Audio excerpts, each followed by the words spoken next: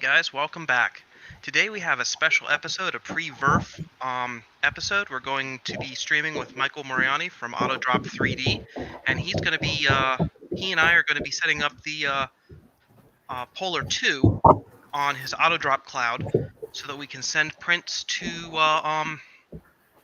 the printer from his Autodrop software. So we're going to be showing off the Autodrop CAD, the Autodrop software, and the process of setting up a Polar 3 or Polar 2 on the Autodrop cloud using a Raspberry Pi. So the first step with that. Oh, are you in there, Michael? Yeah, I am good to go. All right. Yeah. So the first step, Michael, that's going to your website and downloading the going to your website on GitHub, your GitHub page, and downloading the firmware, right? Yeah, so basically we're going to go to github.com /autodrop3d, and you might want to share your screen for this because we'll go through basically how to grab the firmware and how to set it up. Okay. So here you go. I'm going to share my screen. It's going to show us for a second here. Yep, there we are. Yep. So it's github.com /autodrop3d.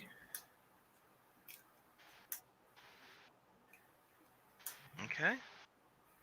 And you're going to go to the Autodrop3d client. So it's the second one right there. Yep. All right. And we're going to go down to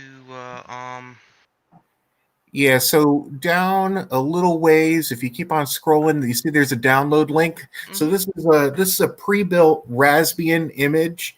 So it has basically the default Raspbian stuff on it, and then we just have it set up so that the Autodrop client automatically runs as soon as the device boots. So you're going to download that zip file, and I think you already downloaded it. So I did. I have it in my downloads folder. Right here. So obviously we extract it, right? Yeah. And then we go to Balena Etcher. So Etcher is something you can just basically download off the internet. It's pretty easy to grab. You just Google for Etcher, and it should come up. Make sure you only have one SD card plugged in. Otherwise, you could wipe something that you don't want to wipe. Absolutely, yeah. I think we've all been there before. Yeah. Yeah. So in the expediency of time, I've already gone ahead and done that. Let me go ahead and go back to camera. So I already have it on this SD card here. So Go ahead and power down this Pi because it's running Octoprint right now, just to test. And we'll pop the SD card out.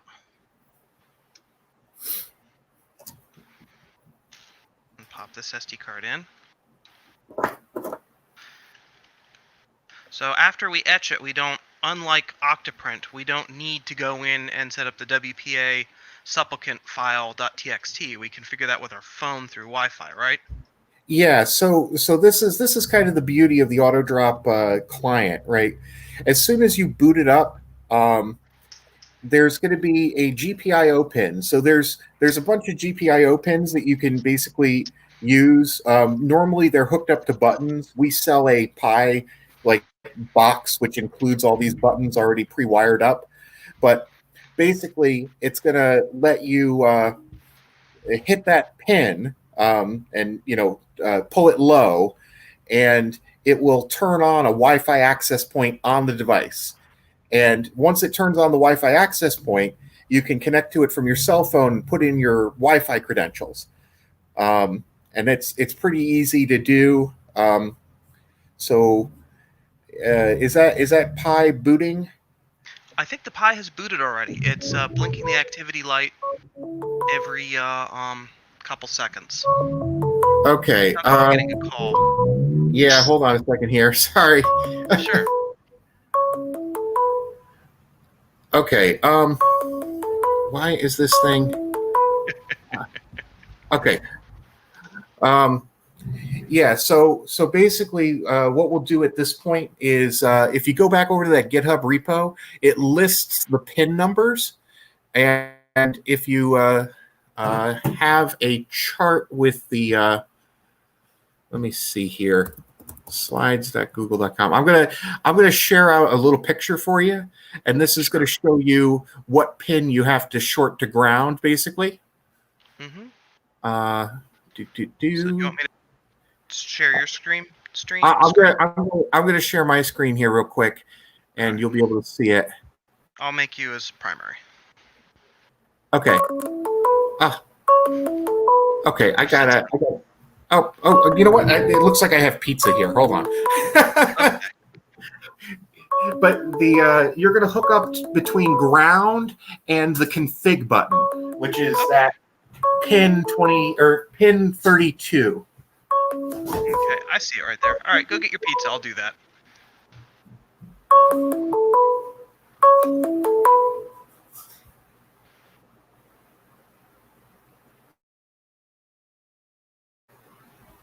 All right, so we're gonna ground it.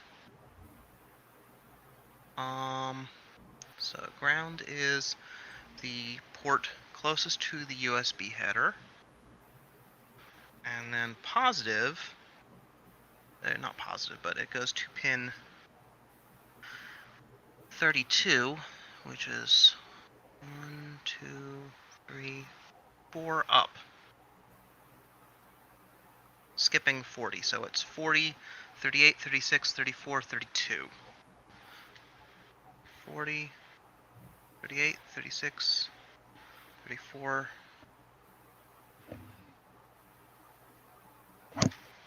32. Hi, Victor. How are you? He just said hi in the chat.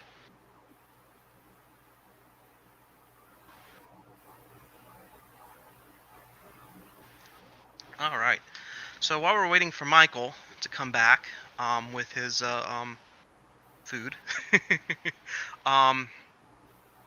I don't know how many videos of the Polar 2 actually made it out on YouTube.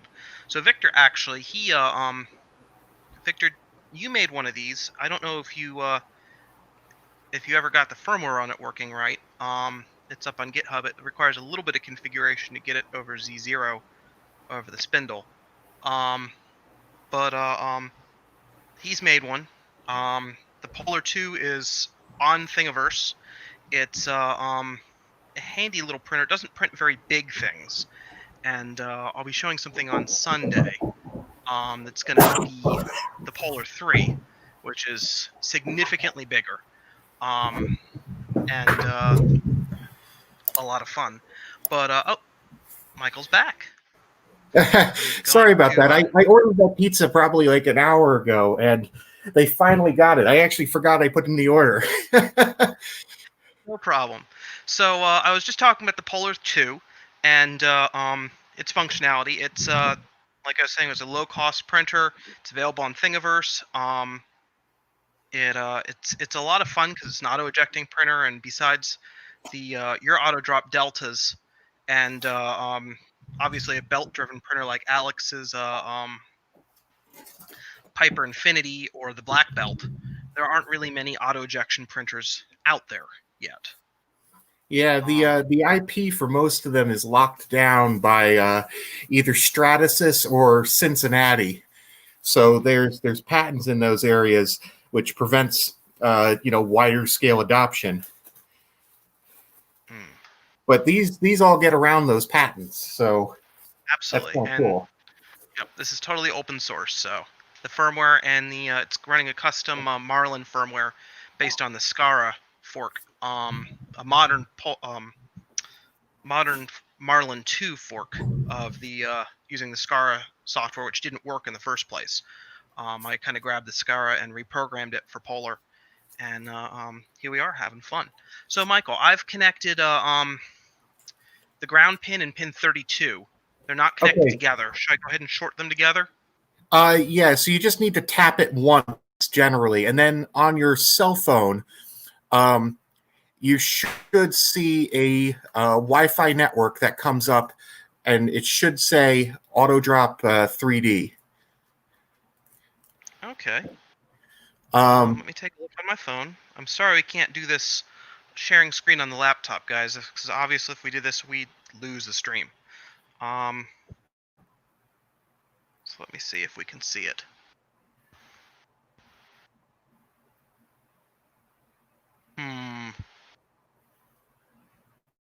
No, I'm not seeing an Autodrop3d Wi-Fi yet.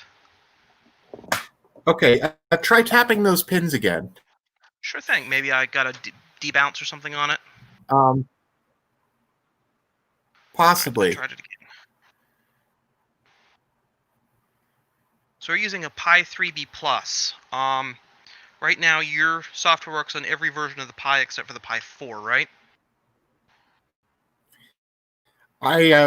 So we've run it on the threes. We've run it on the twos, and we've run it on the Pi Zero Ws. So those are the ones we've tested this image with. Yeah, the Okay. B plus and the B or the three B plus and the three B both work, I believe. Well, we're about to find out for the 3B Plus. um, Uh, is it not showing up? I'm still not seeing it, unfortunately. No. Let's look at your wiring. Let's just make sure we have the right pins put together. So you Sure have thing. pin 32, and 32. you have one of the ground pins. I have the lower left-hand pin, the pin closest to the Ethernet header. Yeah. So if you touch those two together, Mm-hmm. it should theoretically bring it up. You might have to reboot the Pi once. Okay. Let's try that. Um, and if not, we might have to, I don't know, hook it up to HDMI or something and see what's going on. Okay.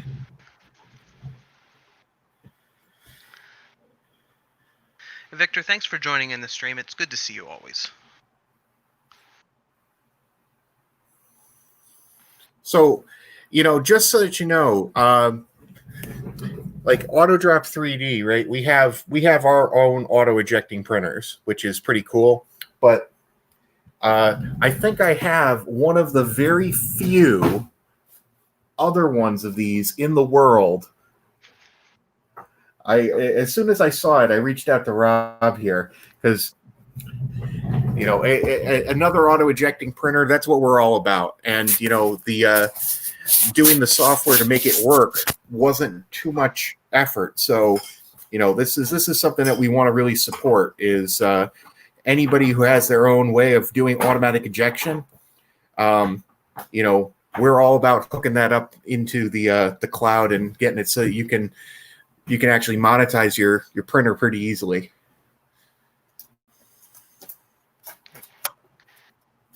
Hmm. Is that still being weird? It's still being weird, unfortunately.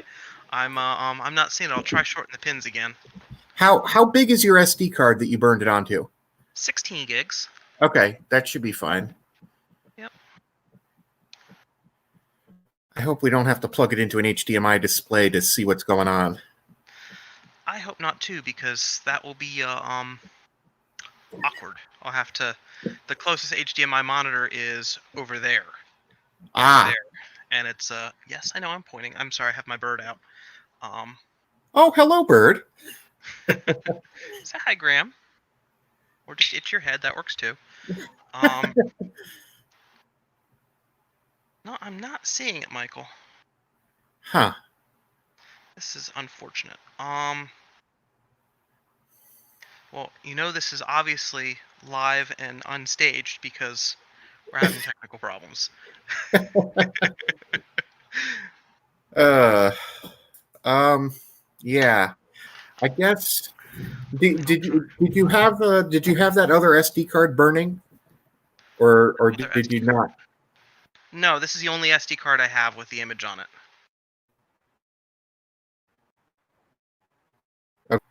Huh.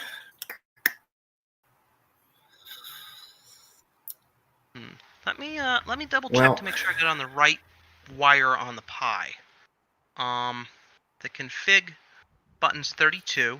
yeah, that could be a possibility. So it goes 40, So yeah, 38. 32 is 1, 2, 3, 4, 5 up from the bottom. That's the config pin, and then 39 is definitely a ground, and that's the bottom left pin.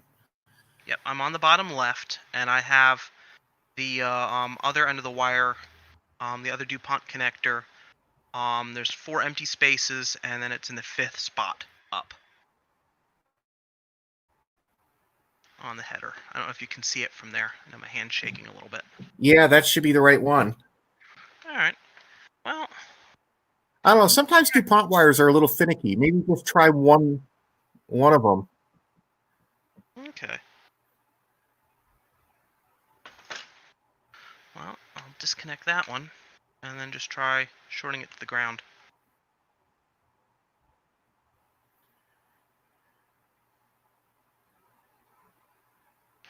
My poor phone's trying hard to see it. How long does it normally take to pop up after you hit the config button? Normally less than 5-10 seconds, so it should be almost instantly. Hmm. I'm just going to check on my laptop. I'm not going to connect to it. Yep. Nope. Huh. Hmm. Shoot. Well, yeah, this is definitely live. Yeah, we're not editing this at all. Completely unstaged. The pizza and the Pi Wi-Fi. Okay.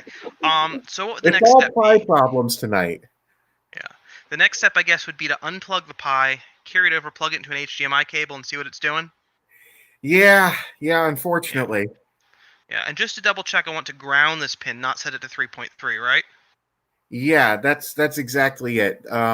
All of the push buttons, because there's pull-up resistors inside the Raspberry Pi, Mm-hmm. so that they pull up to 3.3 volts by default.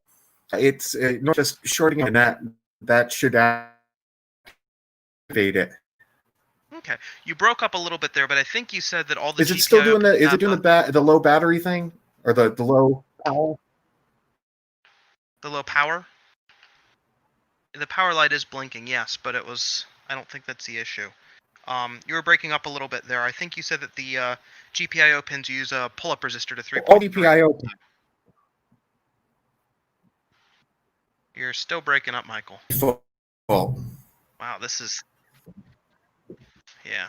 Alright, so I'm going to go ahead and move the Pi over and hook it up to a monitor real quick. You guys are not going to be able to see me, but I'm going to still be with you in audio. And yes, Bird, that was very formal of you.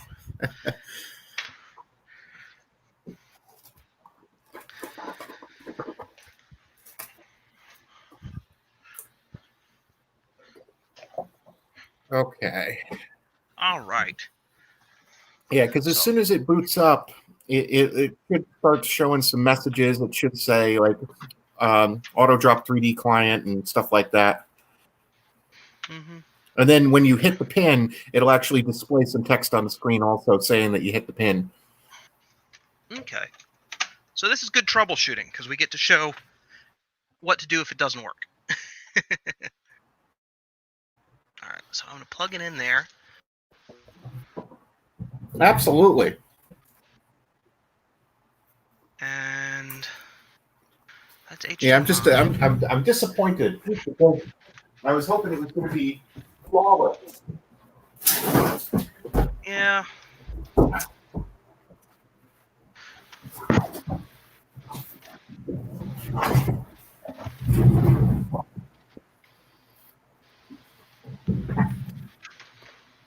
Well, this is strange. Is the Pi not booting at all? No, it's booting. I can see the activity light blink when I first plug it in, but I'm not getting picture on it either. There we go. Now I'm getting picture. Huh. So we might right. want to try. Oh, okay. Is it? It's booting up. It's booting up now. Yep. Oh, Okay. Michael, I think you might have a problem. Unhandled exception in thread Uh-oh. started by main printer loop. File not found error. No, that shouldn't be an issue. Oh, that's because it's not seeing the serial port. Yeah. Yeah. Yeah. Okay. So that should be fine. Okay. So I'll go ahead and So short the now pin and see if if it you says touch something. that pin, Yeah, it should spit out something. Nope. Huh. Try going to the third pin down from the top, because the first two pins, they're 5 volts, Mm-hmm. and then the next one down is ground, and this Yes. is going to be on the right hand side. So try touching it to that one and just see what happens. Nope. Nothing. Nothing. You know what? I'm gonna try it with a different Pi 3B. Okay. Yeah, I mean, it's always a possibility that, if you have a fried pie, something won't work. Yep. So I'm sorry for everybody that's watching. This is definitely a live stream. So here's another Pi 3B plus.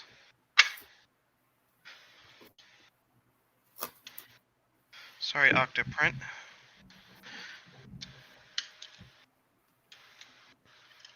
That is 64 gig in that one. So for the record, we did go through this process, I think maybe earlier this year at some point, and it did work. All right. Let's try this one. Again, I'm sorry you guys can't see anything on my end, but we're working on it.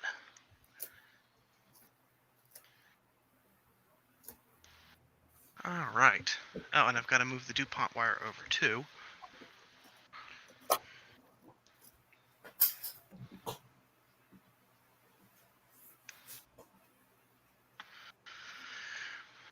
All right.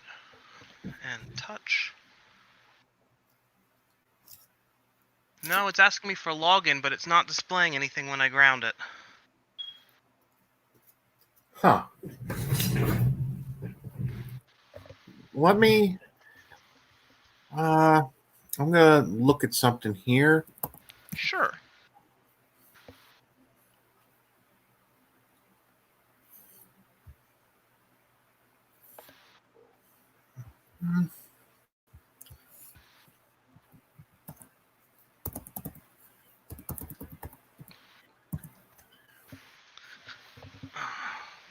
Autodrop3d client, okay. And we are looking for, it's going to be config, which is pin 32. Mm-hmm.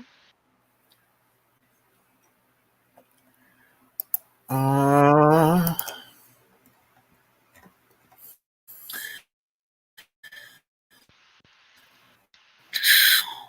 uh,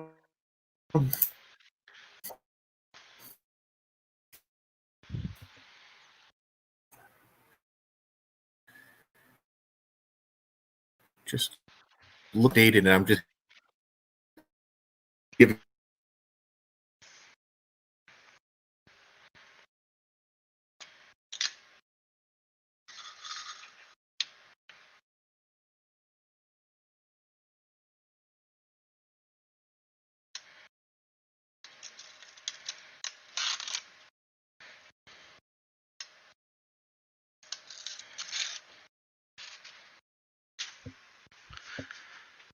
So, I guess I can use this time here to do a sneak peek on Victor says bad flux capacitor. Haha. Oh, we completely lost Michael. This is not good. Um, I guess we can do a sneak peek on the new Polar 3. The Polar 2 has some new iterations and everything else, like this foot here. This so center supporting foot and new belt layout.